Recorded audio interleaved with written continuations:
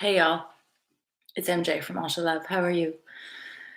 It's Sunday here in England. It's just gone 3:30 in the morning, and I went to bed really early last night, like 6 o'clock. So I woke up especially early this morning, and I wanted to talk about authenticity.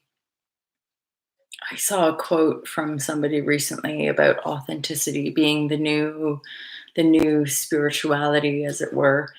And I do align with that as an expression, having been through different cycles in my own so-called hey Jessica, um, my so-called spiritual journey, and someone living in the world and people, because I have a yoga teaching background and I'm somebody who advocates, a discipline of sorts, a way to connect with yourself, I believe, is ultimately, um, a really positive endeavor in our culture, in our world that is sort of insane, going insane.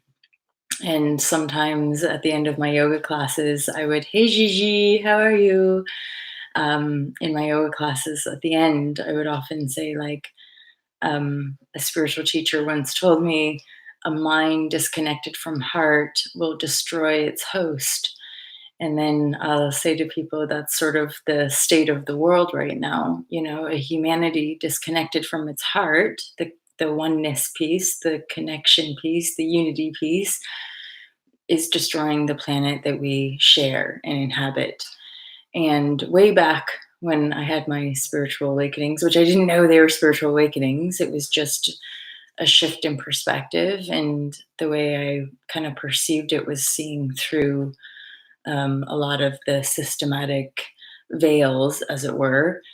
And just knowing in my heart, I was like, but we're all one, and in a very simple sense, it's one planet as far as I'm concerned. We share this earth together, and that's kind of the piece, is like we share it.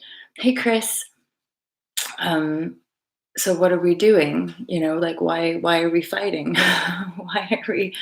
Why are we creating all these uh boundaries and borders and walls, as it were, when it's so obvious to me. It's so obvious that we're just humans here, and there's this great mystery, and that we share a planet ultimately.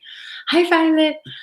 So so another angle here is that, some people over my life have sort of been like, oh, you're sort of a natural philosopher, you like to philosophize. And then as I endeavored the yoga path, all guided intuitively. Yeah, exactly. The divide and conquer agenda, ultimately. So, and then, the yoga and the meditation, people would often call me like spiritual. Oh, you're so spiritual. And increasingly, I'm finding it, like the labels are really interesting to me, because to me, I'm just human. I'm a human. And I'm my own unique expression of human, and everyone else is. And before I was into spiritual practices like meditation and yoga, I still had the same point of attraction. I didn't, and hence this perspective. Hi, Jesse. This perspective of authenticity.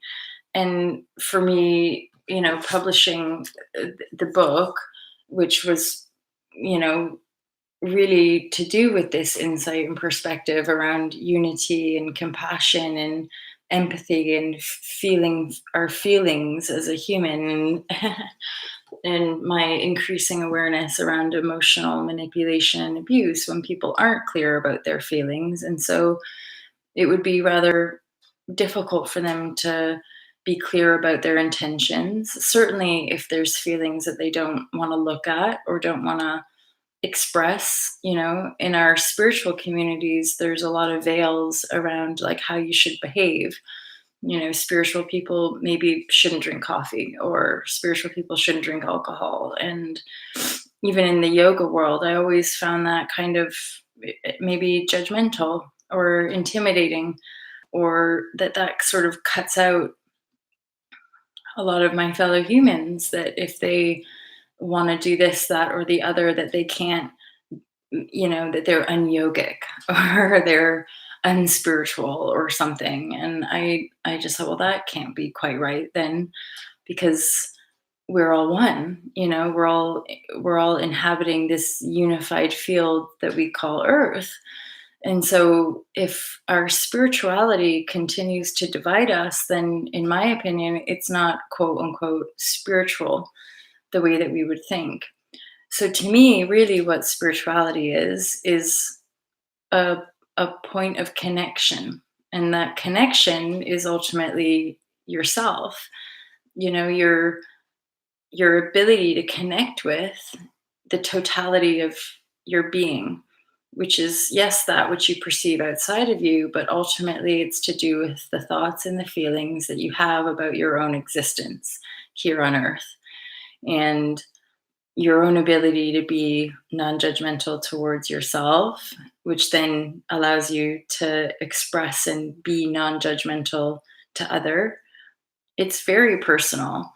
The connection, the spirituality piece, it's very personal. Hence, the deeper one goes within the self, the more authentic one becomes, the more unique in that self-expression one becomes. And I truly don't believe there's like some dogmatic path that we're all meant to follow, except for the fact that, in my opinion, the less judgment we carry, and the less, and then judgment ultimately is the kind of wall, as it were, that inhibits our ability to be accepting, to be unconditionally loving. And unconditional love, it doesn't mean that we people please. It doesn't mean that we have to placate or kind of tolerate shitty behavior or uh, you know unclear behavior, but we can certainly hold space. And I would say sometimes the holding space does mean that we have to kind of step away from certain relationships or find space for ourselves to become more clear. Um, it does require us to make decisions based in the alignment of our own truth. And that can kind of shapeshift and morph throughout our lives based on the experiences that we're calling in and or drawing in, regarding the law of attraction, which is the geometric imprint that we carry as the seed of potential. And then the way we kind of work that out, as far as, in this kind of community, it's more light filled awareness, more I want to say authenticity, and it is authenticity, and yet with the seed of potential, it has to do with, again, people say, with like high vibrations. And the idea of high vibration is awesome. It's just, again, that we don't endeavor to lie to ourselves about the the low vibes, right? Hence some of the veils around quote unquote spiritual community, or light worker community. It's not that beings of light don't have polarity and don't have shadow aspects. And then that makes me think of like another insight that I got yesterday about shadow work. I don't use that term in the book. I just simply use density. Density being lower vibrational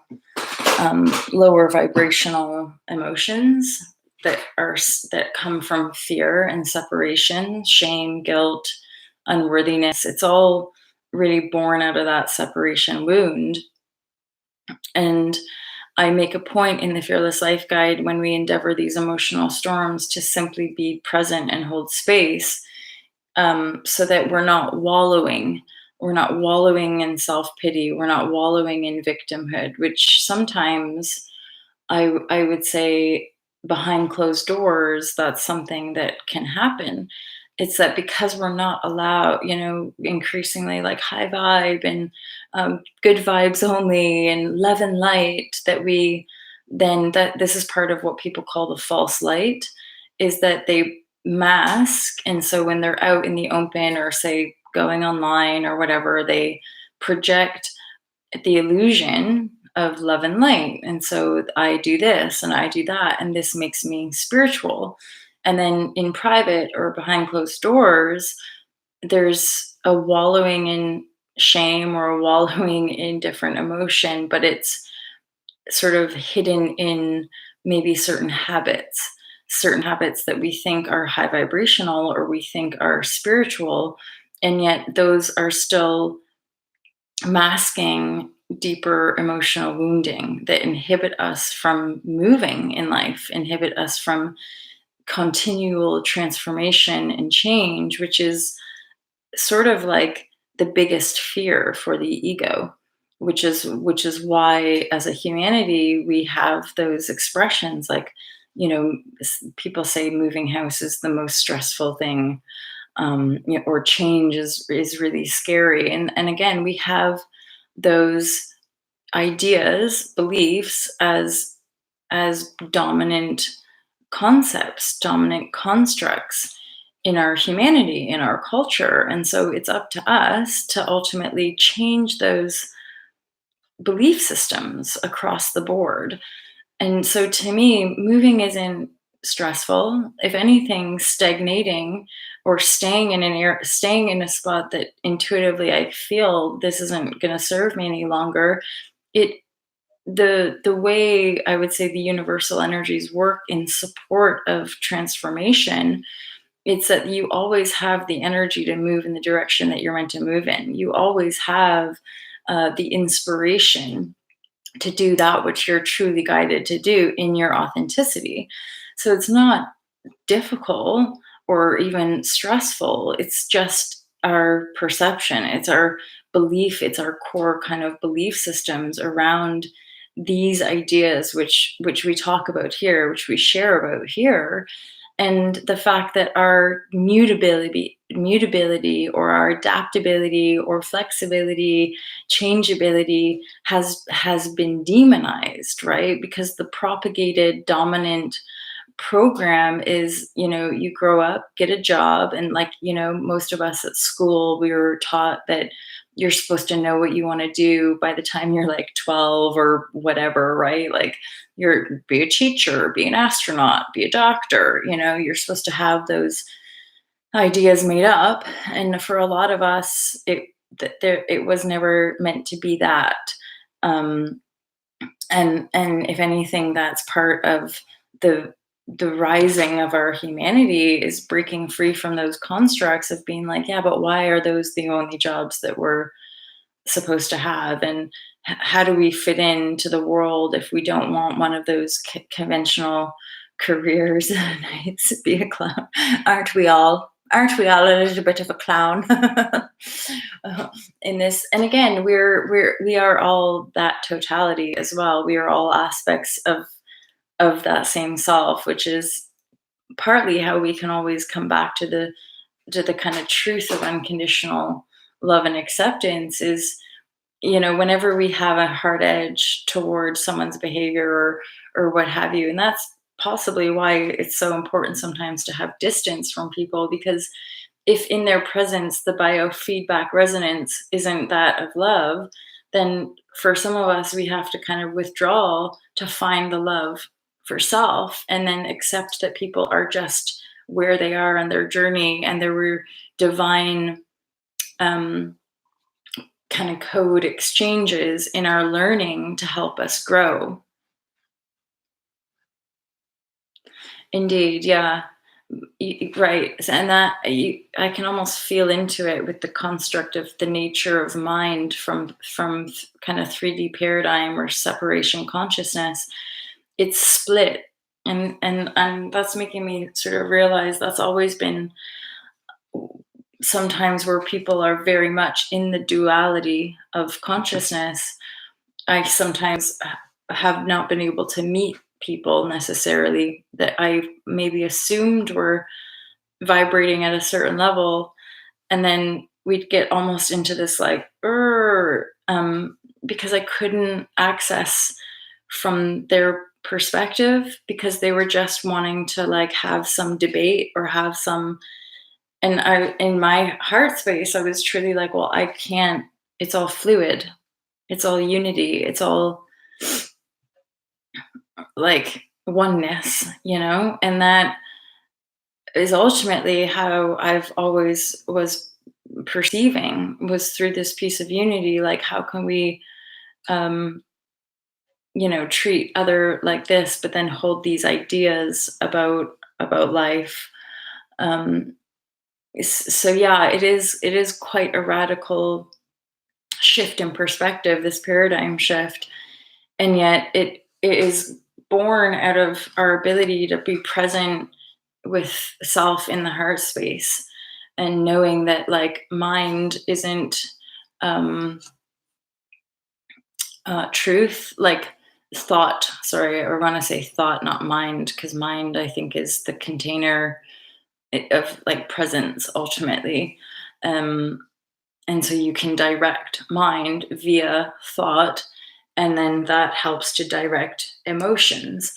And when I talk about the karmic backlog, that ultimately has to do with the depth of the patterns that we're in regarding duality, which is usually our egoic attachment to whatever we were programmed to think is the right or wrong, and or the good or bad.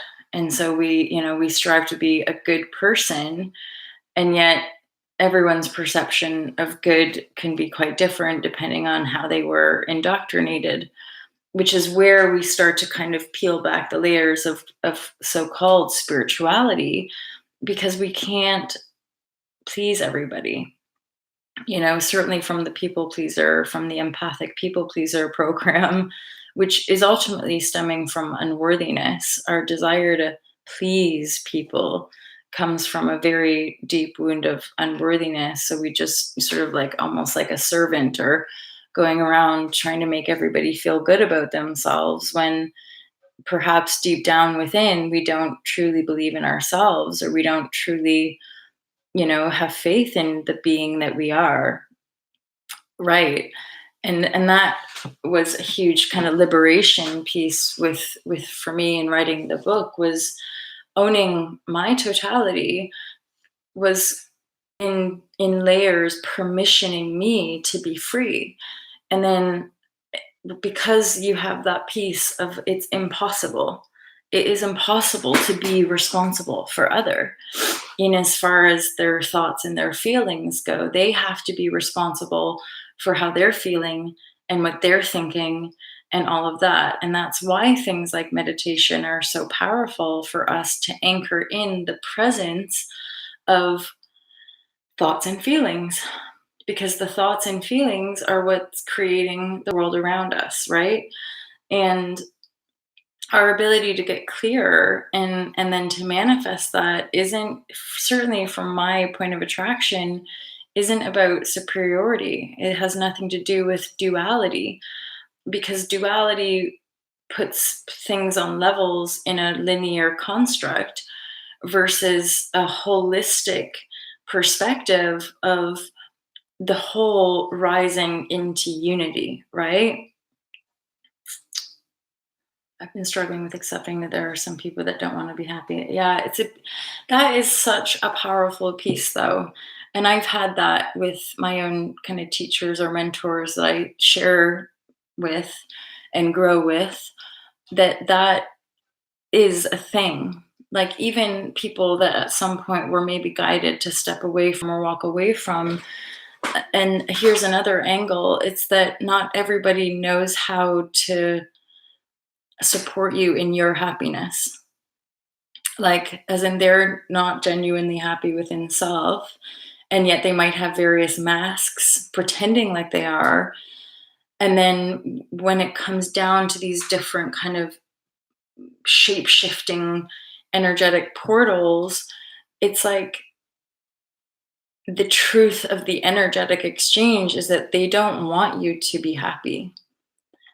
And that is another piece for me as well, where the falsehood of people pleasing, just wanting to go around making everybody else happy, was a sort of distraction to my ability to make myself happy. And then in the endeavoring to continue to grow myself in my own happiness and endeavor my freedom in every area of life, there was this recognition of like, oh, they don't, and it's not a pointing a finger. It's not like going like, they don't want me to be happy. It's that because of the energies that they carry, they don't know how. They don't know how to want you to be happy because they have not accessed that within themselves. And so what comes up as we endeavor our own transformation, our own upliftment, our own growth into a greater joy, into a greater light, into a greater benevolence, abundance, happiness, and wealth, and all of this amazing, again, like sort of like higher vibrational aspects, it's that in every relationship that we have, that will then biofeedback their resentment, their jealousy, their victimhood, their lack, right? And so as creators, we have to permission ourselves to continually be shape-shifting our relationships, our environment. And this is sometimes where I see people holding themselves back.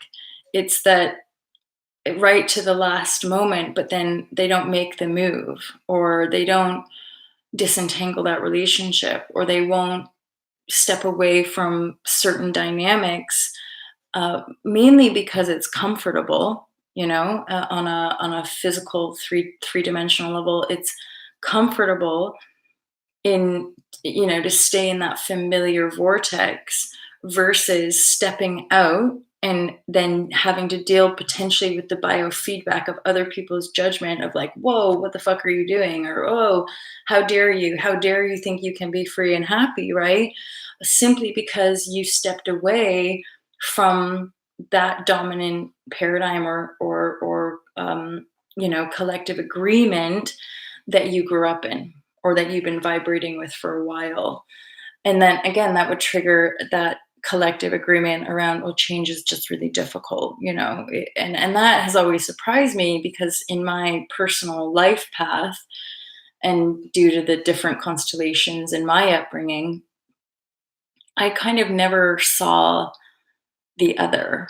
Again, the more dualistic or that kind of, for me personally, like there wasn't even though I did get judged, as an 11, 12-year-old person going vegetarian at a time when it wasn't popular or trendy, um, there was judgment, like, who do you think you are? And like, what are you doing? And you can't stop eating this, and you need meat, and you need da da da. And sometimes people would actually vibrationally like attack you, like you can't do that, or like, and it would just, for a sensitive person, those edges that you bump up against when you make changes. But in my personal heart space, I was like, I can't though.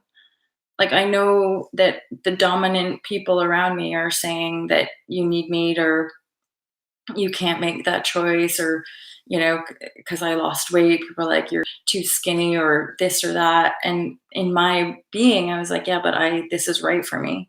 This is what feels right for me. um and then just typically along the way, hence having all to love and a company that propagates being the change, that that sort of fundamental truth or essence was always something that I had to follow, regardless of the fact that it wasn't necessarily the dominant program, right? Hey, Bianca. It helped thinking about how it all. Mhm. Yeah, definitely. We're all a part of the creation manifestation for sure. Um, I want to retire from creating and just play with pretty gurdy flirty. Hey, Rochelle. Um, yeah, and I think I kind of feel I have like a kind of just soft vibes this morning, but pardon me, but I do. I really resonate with that as well on a level as far as like it's just play. Like we're allowed to just be free and joyful and happy and well and healthy. We're allowed to just show up and be whatever expression we are. And that is somebody who was guided into these retreat spaces and these healing environments for like the last 10 years. And the truth, like the real nugget of truth, is just to see people in their healed state and to see people in their divinity and then hold space for people to clear out and cry out and heal the stuff that's coming up for them. Not try to analyze it, not try to figure out where it come from, but just allow people to have their experience.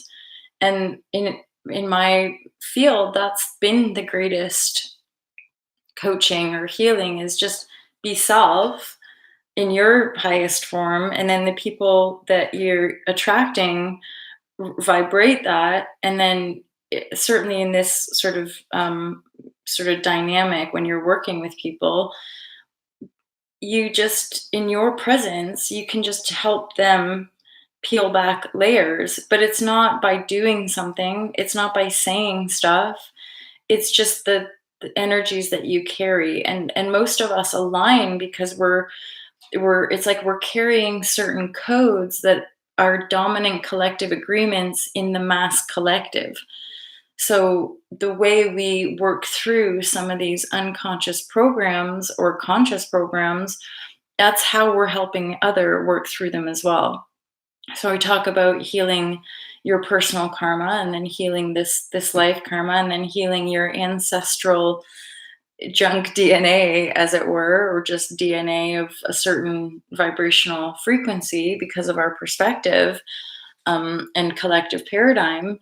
And then we break through that. And understanding quantum physics is quite useful because you understand that it's one and the same. And so there's not this like us against them, or like spiritual people are special and the bankers are dickheads, or there isn't ultimately that kind of construct. It's not true in any way, because we're all unique, sovereign creators, and to endeavor that sovereignty is ultimately, um, I would say, part of the final leap that one must take, is to just rip off all of the masks and choose to show up in the truth of your being. Choose to show up, and as you guys know, even from this channel, that can be one day crying because you get triggered, and then the next day feeling really chilled, and then the next day getting really like excited about life, right? Quantum metaphysics. Well, yeah, because quantum physics is ultimately metaphysics, isn't it? It's the beyond realm. And then it's also right down to the atom. And I've been getting a few downloads about that, like atom is the divine spark. It's like when you make manifest, you can see, your cosmic origin, your source point origin in the cosmos is just that birthing of an atom. And sometimes the like how they multiply, and so you can see the mother father, aspect in your creative field once your spark is born.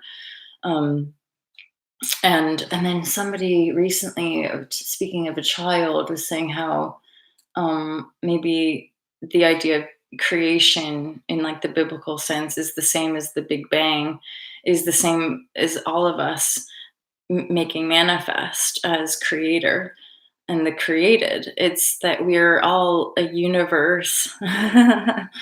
And the macro is the micro, which is when we embody the truth of our knowing, we can expand our infinite intelligence, our intuitive awareness to contain the whole, which is in essence how we come to love it all, even the depth of darkness and the ugliness as a base tone biofeedback resonance to our own growth as a being, to our own expansion out of dualistic limitation, um, separation consciousness, which is inherently distorted and dark and painful and barbaric and horrific, and these these aspects of self, and then for us to essentially contain them in the light of our awareness, to then birth something better, and through the infinity cycle of eternal life, that I would say is what we're perpetually endeavoring as a soul, as an atom, is to expand our light so that we can direct consciousness in a way that feels better, is more harmonious.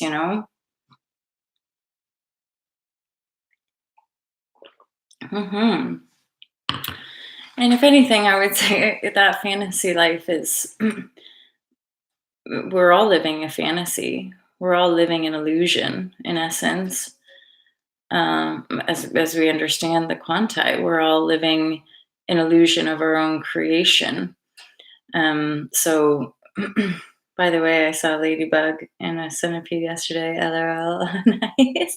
I've been seeing octopus everywhere, and then I looked up octopus and was like, "Oh, cool." And then yesterday, oh my god, some really deep triggers and insights came in yesterday around the octopus. And by the way, ladybug is meant to be a positive wealth, money manifestation, I think. I haven't looked up centipede, but it keeps coming up in our chat, so maybe I'll look up the totem for centipede as well. Ladybug, I'm pretty sure, is a money omen.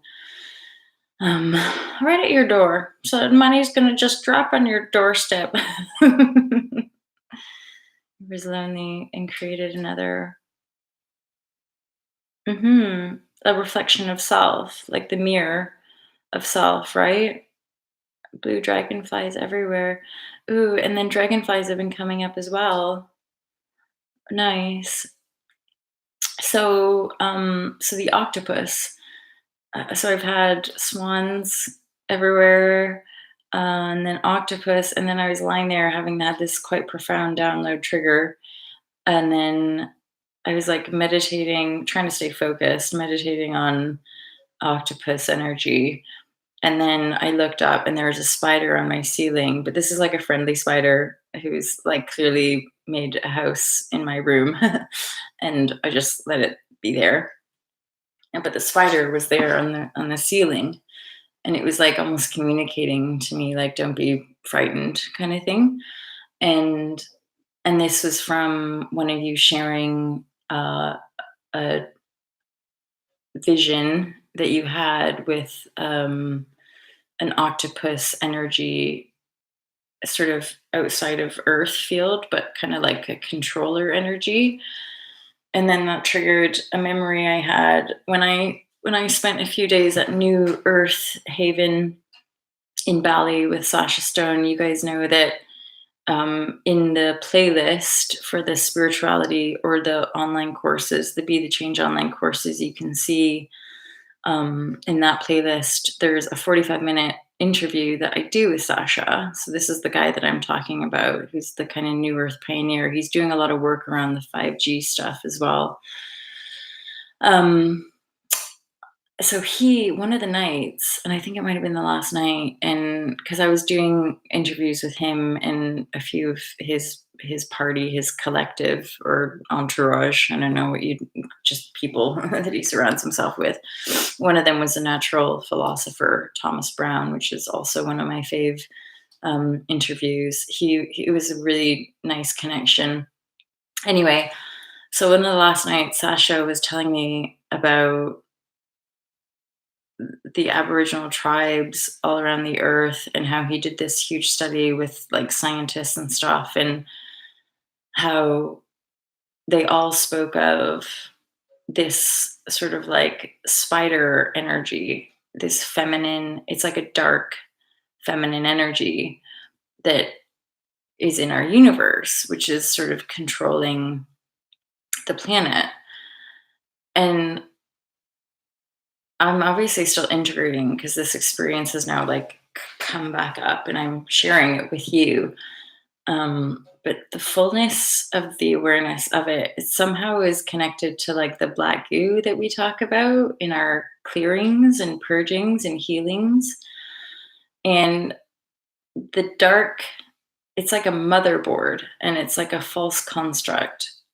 And it has to do, again, in my awareness anyway, of Earth's orbit in the cosmos and some of the energies that, yeah, that she picks up along the way. And this controller energy is like a big, and so that my friend that mentioned this octopus dream, it then triggered the memory of this motherboard, because he described it as like a big spider, but spiders have 8 legs, just like the octopus.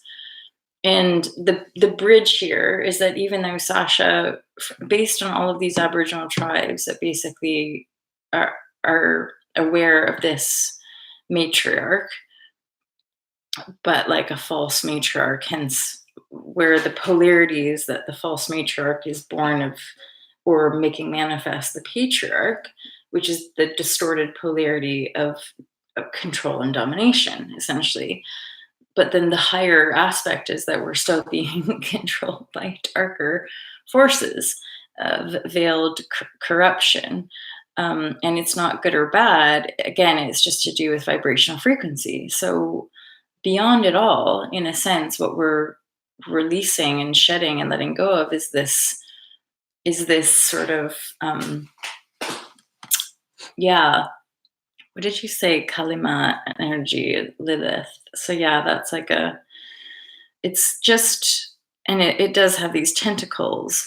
And again, so when Sasha was mentioning this, I could see the form, and in my vision it, like, it was more, you can imagine a spider, but in my vision it was sort of this dark black, more like an octopus, but I didn't, it was just a black, um a humongous black spider.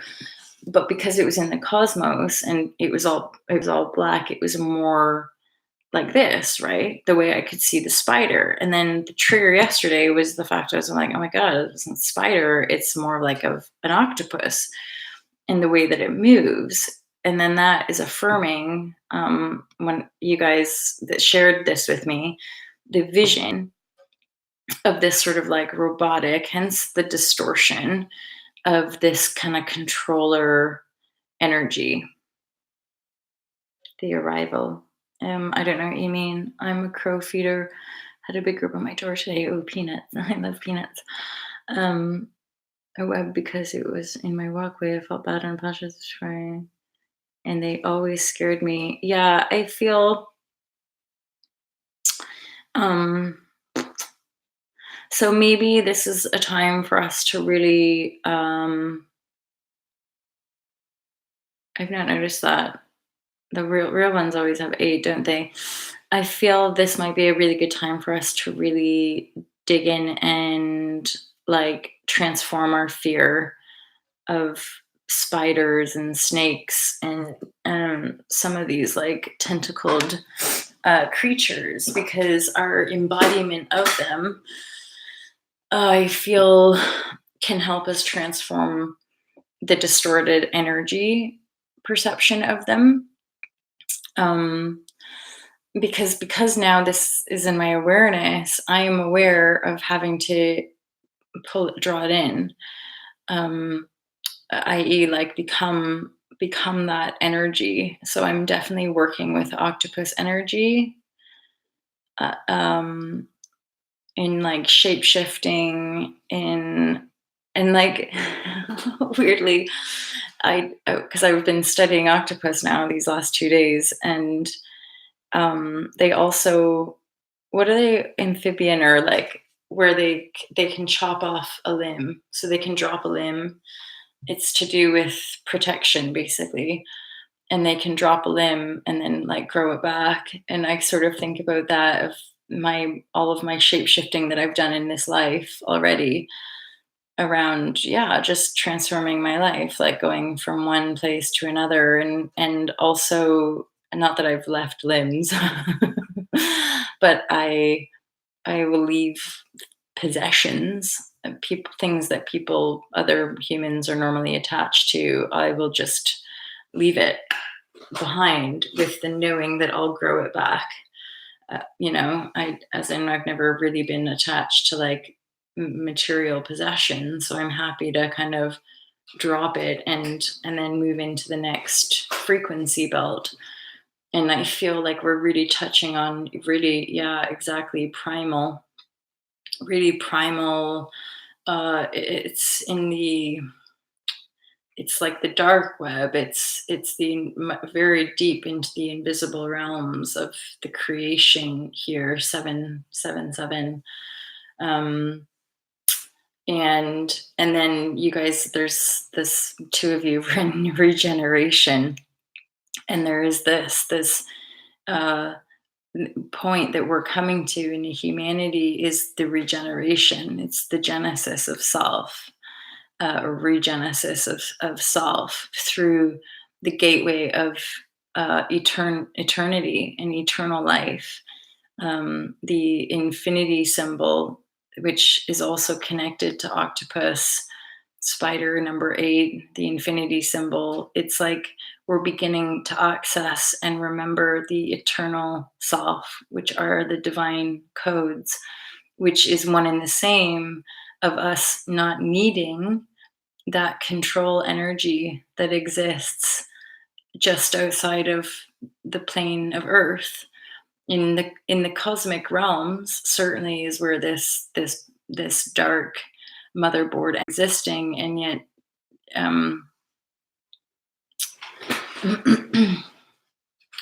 again, it's almost like she lives within our consciousness, and so we have to endeavor to embody that consciousness, that darkness, and transform it into a free, um, space, which has to do with the harmonic convergence of the planet, which is why the frequency of the planet keeps rising to almost, you would say, engulf the base tone energies of that kind of control, domination, manipulation. It's the aspect of self which we've put outside of self as the fear piece, that we are that powerful. It is our light, not our darkness, that most frightens us.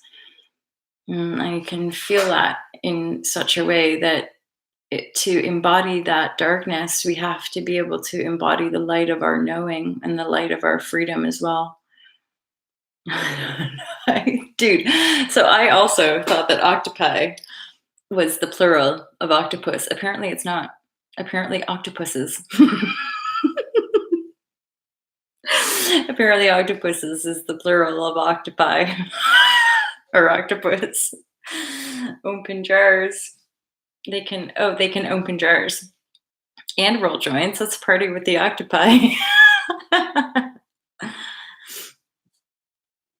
They have alien DNA. I think I would say most. Um, I feel anyway that a lot of the creatures here are, like us included, alien in such a way is just the uniqueness of the makeup of creation itself. It's all an alien construct of DNA. It's only our human man-made laws that perceive human as some, um, what's non-alien in that regard. It's only our perception of like, this is normal, so this is not alien. But in my awareness, it's all alien in the sense of like, uh, extra extra terrestrial. We have the potential to incarnate and embody here in human form, but we have the infinite potential to be in form in any aspect of the galaxy or the multiverse. I'll share with you. So yesterday, so it was maybe 2 days ago, or like 2.5 days ago, that I started to see octopus, and then I'm pretty sure I had a dream about one, and then I kept seeing it, it was like, yeah, like, as in, this is a symbol, you need to start looking it up. You need to have this in your awareness. And I'm very aware now of like meditating with and going into the medicine of octopus, because it's deeply intriguing, a little bit scary as well, I'm not gonna lie. And so I had an appointment yesterday morning, and I wandered into a cafe. And in this cafe, it's like I could feel octopus around me. But in the first glance around the room, I could not see it. And then someone came to join me, and they sat down. And then I looked up, and I saw this. I was like, oh, there it is. There it is.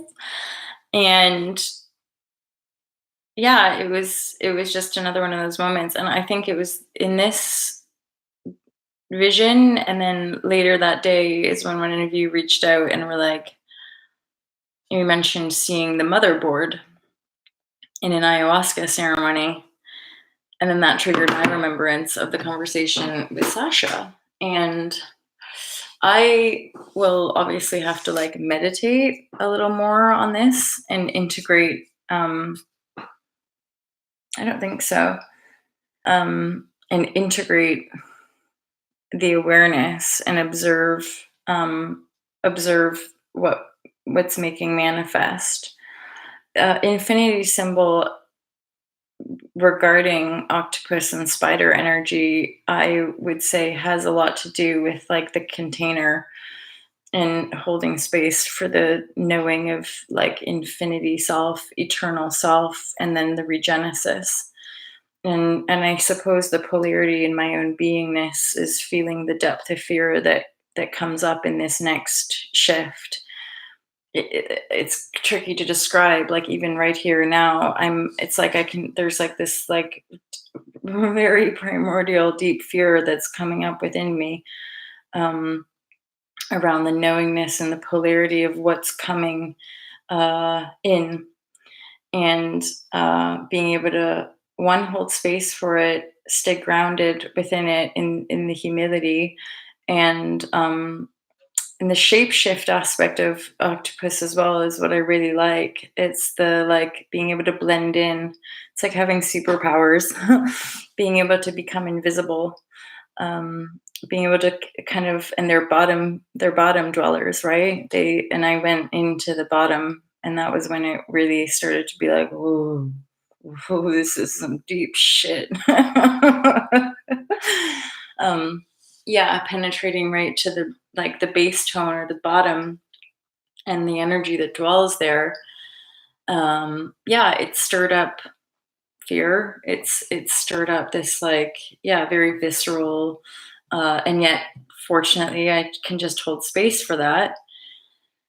Um, and then also hold space for the polarity of how that is going to make itself manifest in the physical world, in this light-filled presence, right? So to go to the depth and the bottom of our creative tunnel, and then um, essentially kind of embody octopus energy. And I think this relates to quite a few of us here.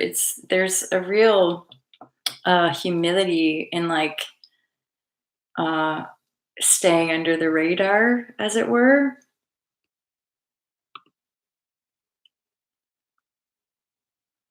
As a kid, my dad liked James Bond. Yes. um, octopuses, octopuses. Um, yeah, in as far as basically, it's like transforming the motherboard.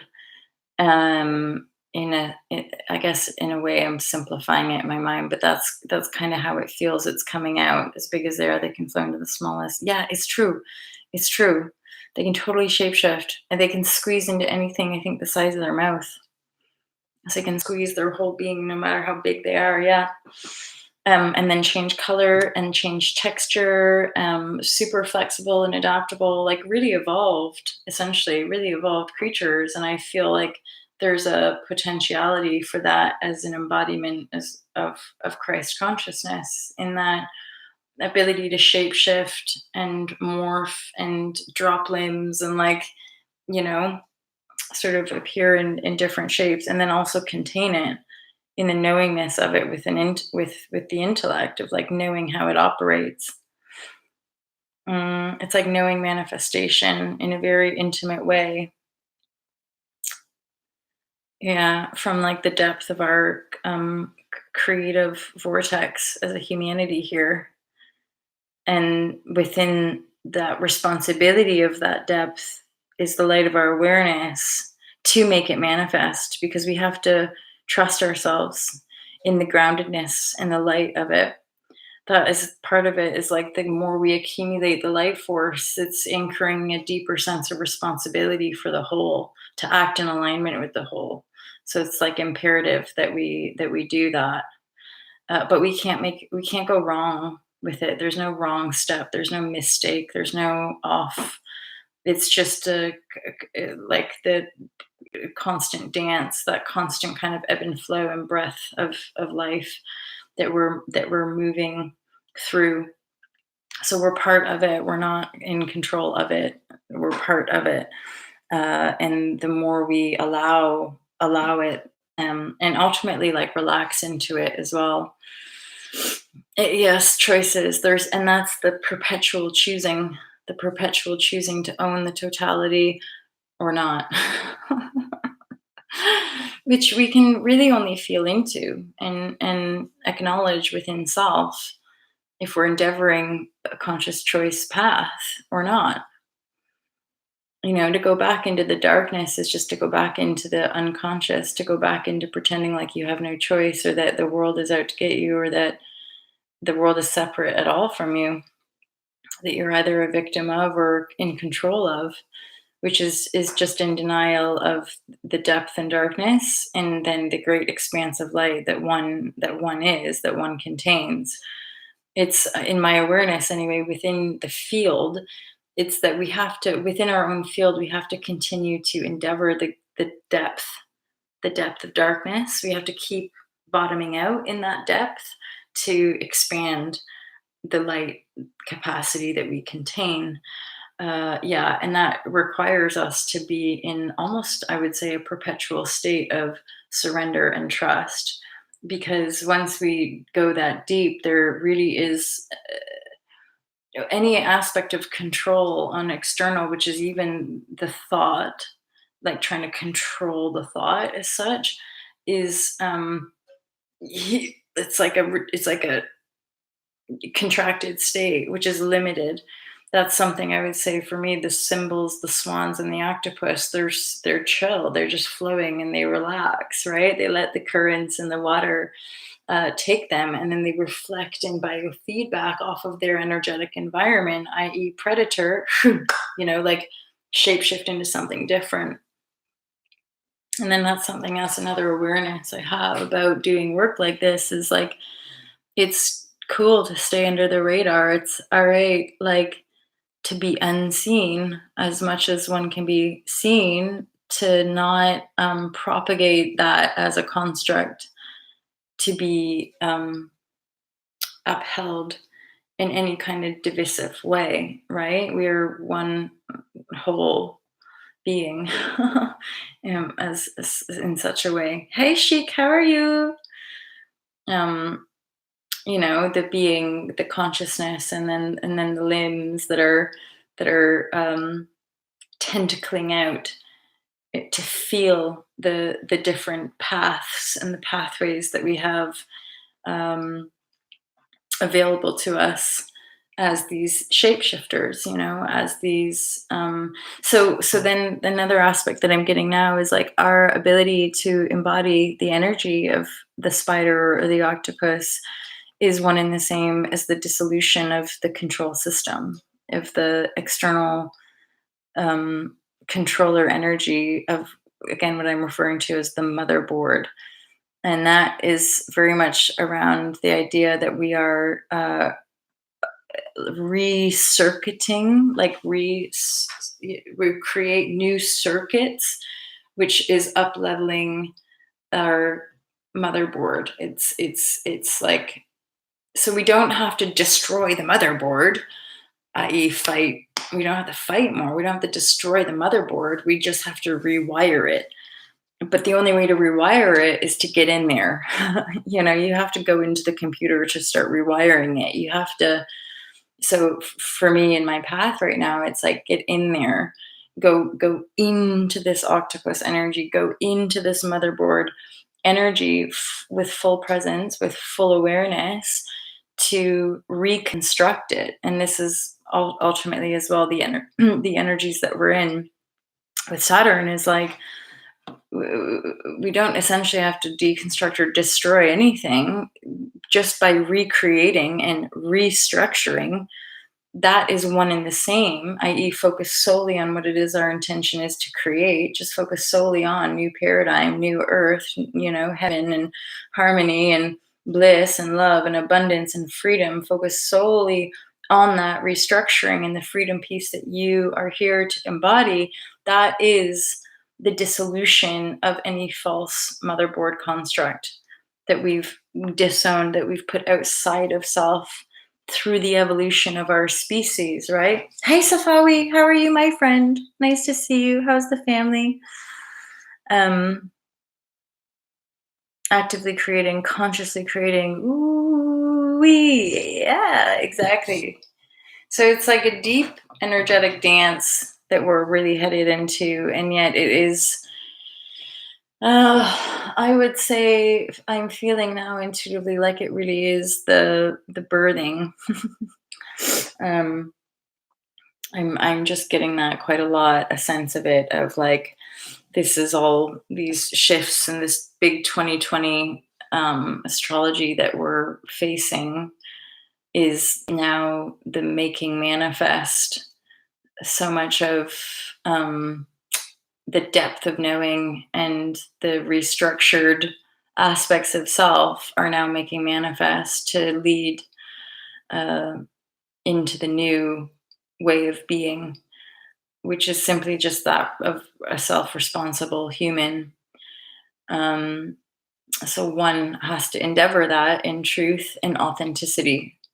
And this was wrapping it right up to the point of the share, was that remember that well-being and spirituality as an industry is simply another compartmentalized construct of our 3D reality. It's not true, and it's not going to get you what you want necessarily. Your beingness, your authenticity, which is possibly on the other side of your so-called spirituality or your spiritual practice, the truth of your beingness is what comes through you. It's what's natural for you. It's what's timeless for you. It's what it is, eternal and infinite for you. And so that authenticity is ultimately what is the gateway to your creative field, making manifest your highest desire, your most joyful and benevolent and abundant life. It's not by following some script of someone else who told you that was the way to do it. It's your own personal highest choice in any given moment based on an inspirational feeling. And it's not grandiose, and it doesn't have to look like anything at all, other than you want it to feel timeless, eternal, creative, peaceful, enjoy. And that's a signal. That's a signal, like, oh, more of this, oh, more of this, oh, more of this, right? And then gratitude. I'm hearing gratitude, and that's my own reminder as much as I'm sharing it with you, in these times, like in the simplicity via the deconstruction of complexity as a human, coming into the simplicity of your own knowing, and then just be grateful. Like, let's be grateful for just breathing and be grateful for the simplicity of life and be grateful. For me, a lot of times, like, it's those little bits of doubt that might creep in, and then I'll just remember to be like, just grateful even for the awareness of it, and be grateful for the fact that, like, oh, I can just like rest in bed today, or I can, it's raining, and like I feel like I want to be really grateful for the rain today because it's been so hot and sunny and so lovely. And yet yesterday I somebody I was talking to said, oh, it's meant to rain today or tomorrow, and I thought, oh yeah, I'm ready for some rain, I love the rain, same. And like that, I can feel, I've got the window open now, so I can feel or the door rather, I can like feel the moisture and the smells that come out of the rain are so cleansing, and the kind of like, they really do, I get a feeling of that the rain really does help like wash energies away. And considering, I think, what a lot of us have been through in the last few days, it was Saturn stationing direct, and then it was Divine Sight who shared with me the Schumann resonance is like spiking again. And as much as we're like, oh, high vibrashe, the earth is vibrating on a higher level. The polarity of our humanity is that can stir the density. So like these last few days, and then it was only like in recognition that these last few days it's been spiking even higher from where we've gone. And then the polarity for me was that it was spiking out, i.e., triggering out more of my densities, more of my shames and guilts and fears, and in my body. That's something I share with you guys quite openly, is like, for me, most of my, the densities and triggers are very visceral, and they're in my body in a memory bank of self-loathing. And so that kind of rises up, and it's just as uncomfortable as ever. It's just that I'm way better at being able to just hold space and allowing it to pass. Hey, Divine Sight. I've been talking a bit about our octopus share and the motherboard energy, and then going to the depths. I went into the depths after our discussion, and it just stimulated a lot of um, well, just kind of intense, deep feelings, which I'd not endeavored to go before. Look, now it's at eight viewers and 8 thumbs up.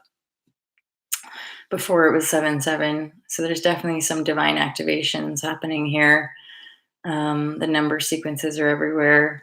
The infinity, there it is, the infinity symbol, and like these serendipity alignments that I just could not even control. Like talking about octopus, and then I got led when I was researching octopus. I stumbled upon infinity symbol. Now you guys know I got these infinity tattoos in Portugal over a month ago, and I just wanted the infinity symbol. And then over this last few weeks, you guys and other have like shown me more about the infinity symbol. And then yesterday, when I was Googling octopus, I found a connection to infinity symbol and octopus, obviously eight. And then I read up more, and I was like, holy shit, man, the infinity symbol is really quite profound, especially because I didn't do it consciously with all that in mind. It's just coming into my world, and I'm like, fuck, and now I have these infinity symbols tattooed to my body. And it's like eternal life. There's a representation of purity and grace, and all of that, and infinity is like sort of infinite abundance. And then within a few hours, I was talking to my roommate and talking about octopus, and then out of nowhere, she just said, "Oh yeah, and infinity." And I was like, "What? What did you say?" She's like, "I'm not sure why I just said that. Eight. If you flip it, if 8 legs, the octopus has 8 legs, and that's infinity." And she just sort of out of nowhere said that, and I was like, "Oh man." And the way it felt was like this, again, a convergence of energy, like this pure 0 point alignment of serendipity and synchronicity. And like, it sort of blew my mind, in fairness. In that moment, I was just like, oh man. Plus, there's just a slight, difference in point of attraction. So I was going off on like a little tangent, and then I could tell that she was just a bit like, what the fuck, what are you talking about? And then I just brought it back and made it simple. And but in my field, I was like, and then it's September 22nd today. I don't know if that makes anything. 6 and 9. And there's equinox energies. So we are in super powerful, shifty times for sure. It's a joy to be here with all of you. I really appreciate how you guys show up. It means the world to me, really. It keeps me going. Yeah. And then that's a polarity. And I thank Divine Sight for the shares. But it's like the Schumann, as it increases, will get spiked, the bass tones. So, and I know we all want it to be high vibrashe all the time, but for me, as the Earth's frequency is increasing, it's going to keep bottoming out our own bass tones. So as long as we're carrying certain densities in our field, and even if we're biofeedbacking off of the collective paradigm, the collective consciousness, more of the mass consciousness, as the empath, will potentially be picking stuff up. So you can imagine that it's just a continuous recycling of the lower density energies. It's just important for us not to feed the fear, as in, oh no, I'm disgusting again. No, just hold space for that memory to continue to rise through, and then let it go. Keep letting it go as far as like, this isn't the truth. So any fear, essentially, any trigger of fear, the depth inside me, if I perceive the fear outside of me, around me, like I got another ticket. How funny is this? I got another 100-pound ticket. I think it was a parking violation. I got it through the post yesterday, and I got it on the same day that I went to do my speeding awareness workshop. So it must be like some karmic debt that that I'm having to pay, because the day that I am driving around Bristol to do my speeding awareness workshop, I get another ticket for the same price that I thought I bypassed by doing the speed awareness workshop. So yeah, another ticket came through, and I'm just like, and here's what's really shifting is like, losing things that triggered me even like 3 months ago, just do not even hit my energy field. Like there was no trigger whatsoever in getting this ticket. Trying to think of other things that used to trigger me. Oh, like dislikes, or people unfollowing, or like weird comments and stuff. It's just, and I'm holding space for things that are still hitting up against me. And I'm holding space in a way where I'm like, oh, wow, I'm not reactive, and I can just pull back, and I can give myself space and time, and I'm observing things.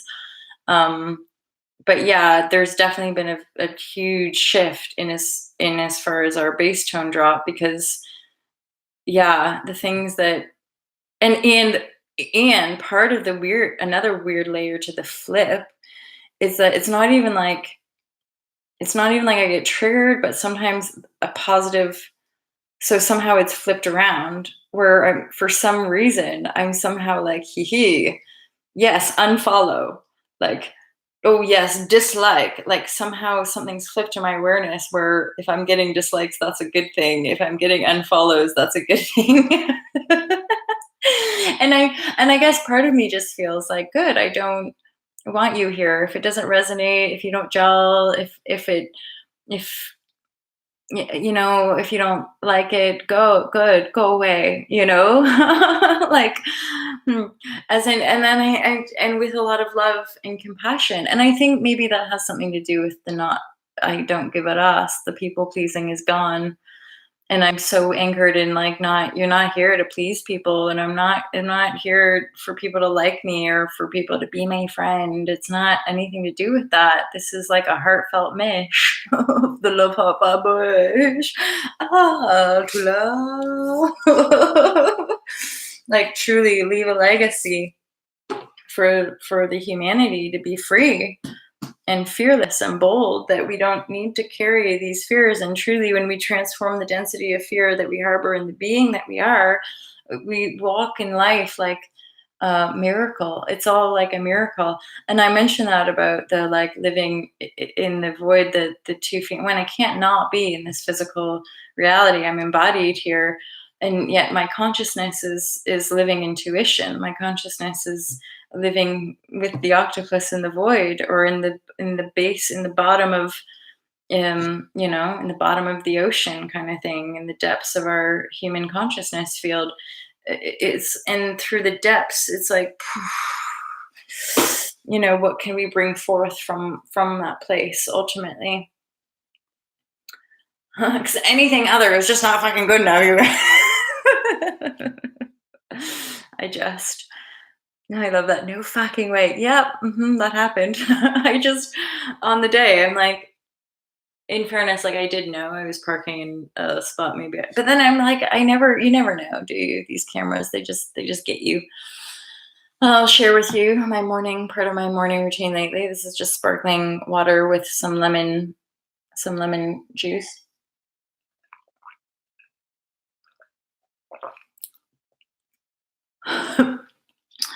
And coffee. And then I'll probably make a smoothie at some point this morning.